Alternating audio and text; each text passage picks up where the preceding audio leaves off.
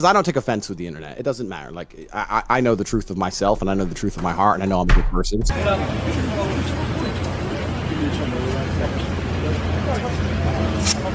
I thought that too a long time ago. It's hard to convince people of that though, because people don't look at your act. 4 years. That's the gap between those two clips, and I've genuinely not been able to stop thinking about it since I found them, because there's a version of this story where that's just a guy getting unlucky on camera. But it isn't that. In the summer of 2022, Andrew Tate was the biggest thing on the internet, and the entire streaming world had decided the correct move was to get him on a call, be nice to him, and take the numbers. One person in that room didn't. He argued with him for 2 hours about one word, and then the internet spent the next week calling that guy a loser for it. So this is about xQc, obviously, but it's more about the room and what the room was doing while he was doing that, because everyone in there could see the same thing he could see.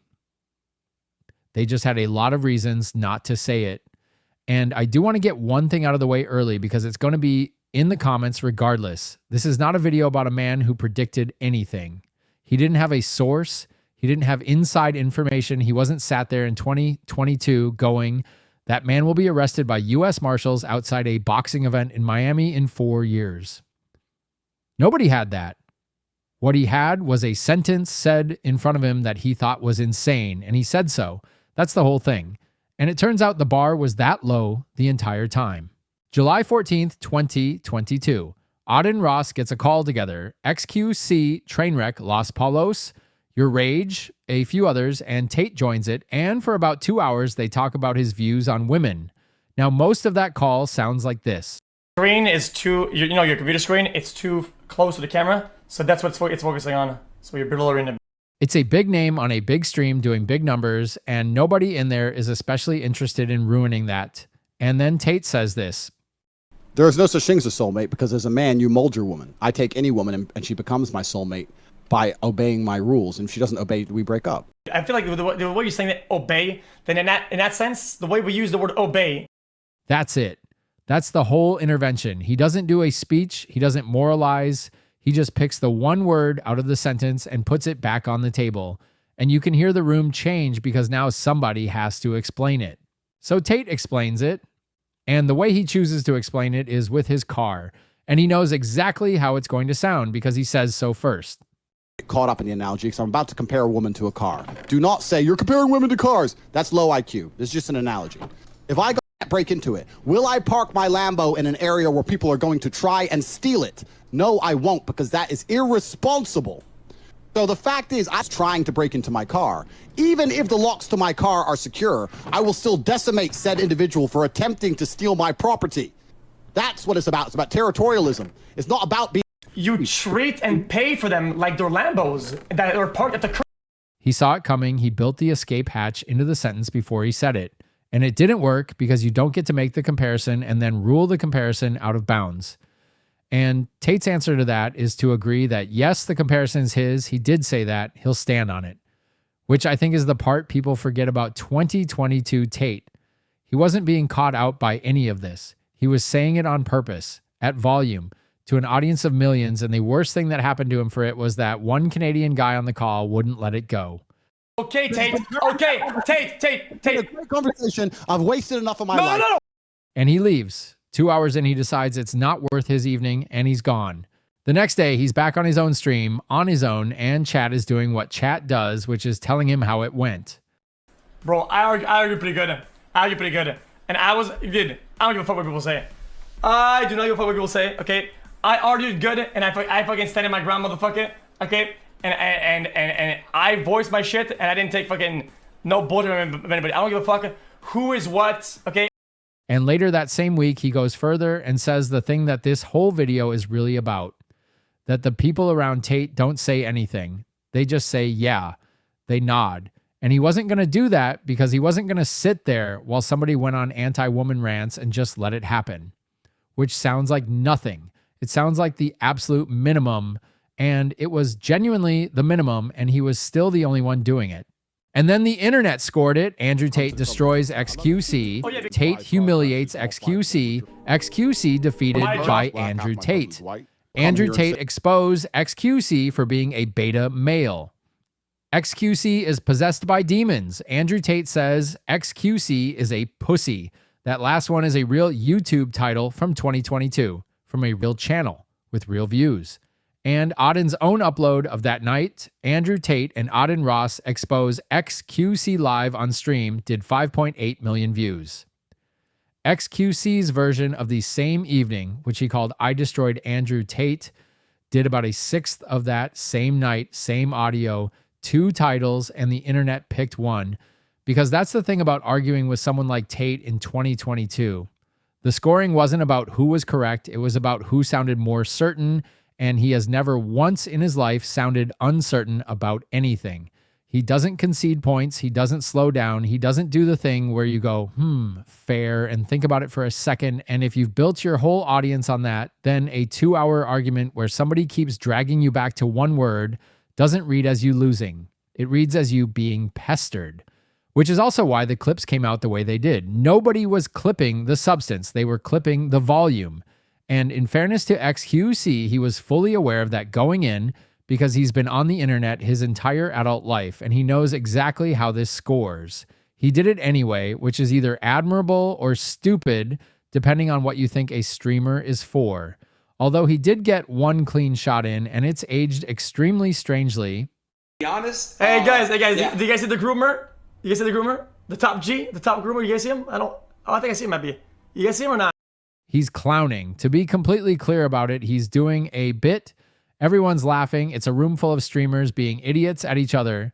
He is not making an accusation, and I'm not going to pretend he is. And look, before this turns into something it isn't, xQc was not on some crusade here. He was friends with these people. He was on the calls. There is a clip of him dancing with Andrew Tate that has 1.5 million views, and one of him making Andrew Tate laugh that has nearly 8. And if you want to be annoyed at him about those, go ahead. They're real. He even agreed with him sometimes.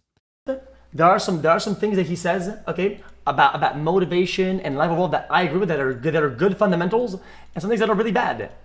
A month after the debate, he sat and watched an hour-long video about Tate's operation and spent half of it defending the people who found him entertaining, which personally I think is the wrong hill. But he also did this to the actual Tate segments in it. Shut the fuck up, Christ, man. Shut the fuck up, man. So he's not a hero here, and I'm not building him one. He's a guy who was in the friend group, liked the guy fine, thought a specific thing the guy said was insane, and said so out loud in a room where that cost him something. That's the whole claim. It's smaller than a prediction, and I think it's worth considerably more. 5 months later, Tate gets arrested in Romania, and xQc finds out about it live. Damn. Well, I thought like the human trafficking thing was like a meme thing, but now it's like twice.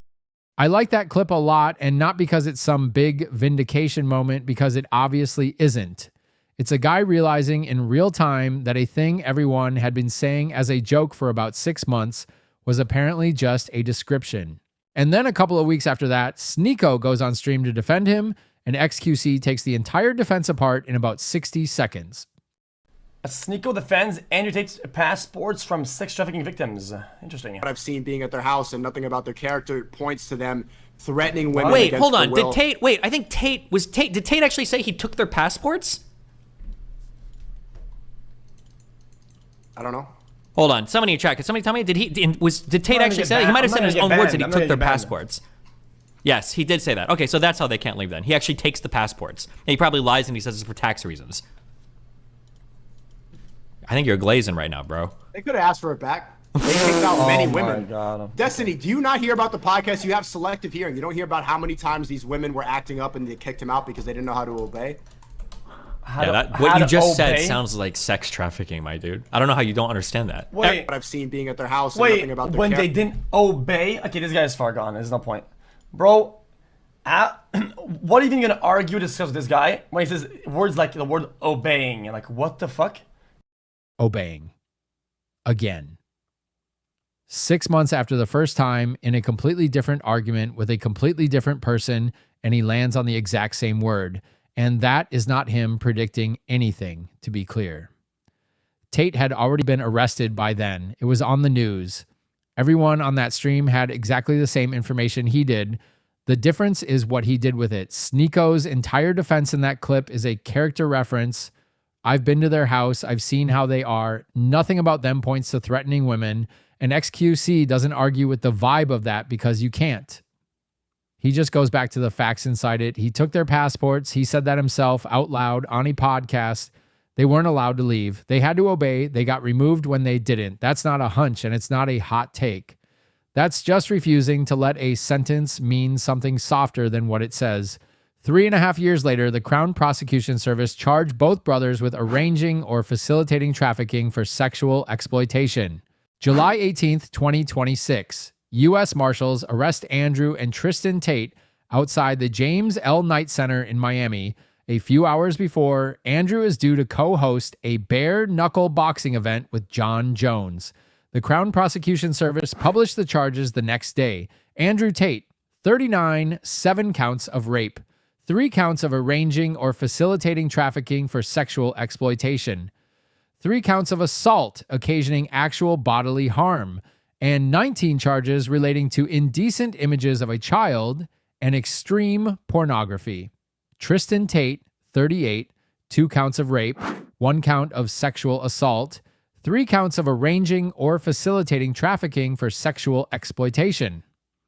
On top of the 21 they were already facing, 59 charges between them, 7 alleged victims, alleged offending running from 2010 to 2017. They deny all of it. Prosecutors are seeking extradition to the UK, which is not a fast process. A federal judge has to certify it. Then it goes to the Secretary of State, and their legal team has already said they intend to fight every stage of that. So this could take months, possibly longer. And that's just the British case because there are still active proceedings in Romania. And Florida's Attorney General opened his own investigation when they landed there and has not closed it. Their lawyer, Joseph McBride, put their position like this.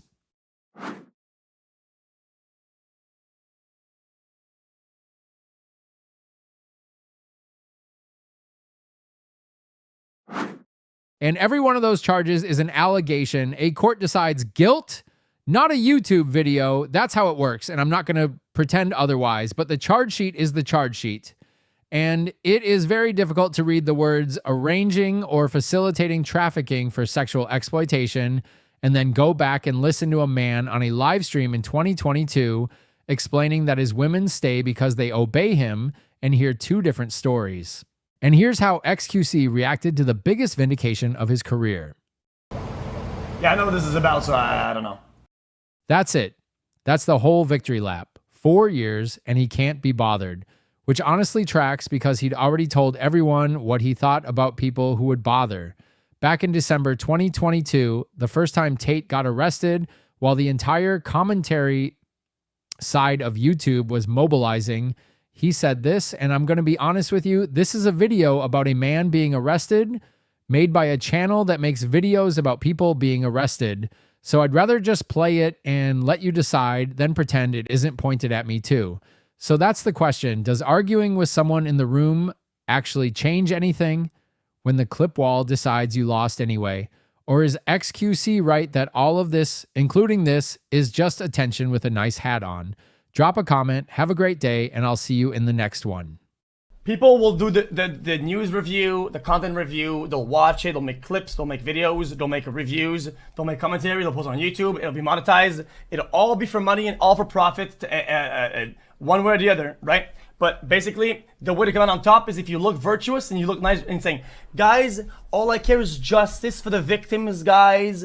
I'm watching Andrew Tate, bro. If you care about the victims and shit like that, bro, there's like a billion other cases and other legal ongoings and fucking legal cases that are out there that are about thousands of victims, but you don't give a fuck about these ones. Why? Because there's no media coverage around it, and there's no ways for you to make profit around it, and there's no hype behind it. So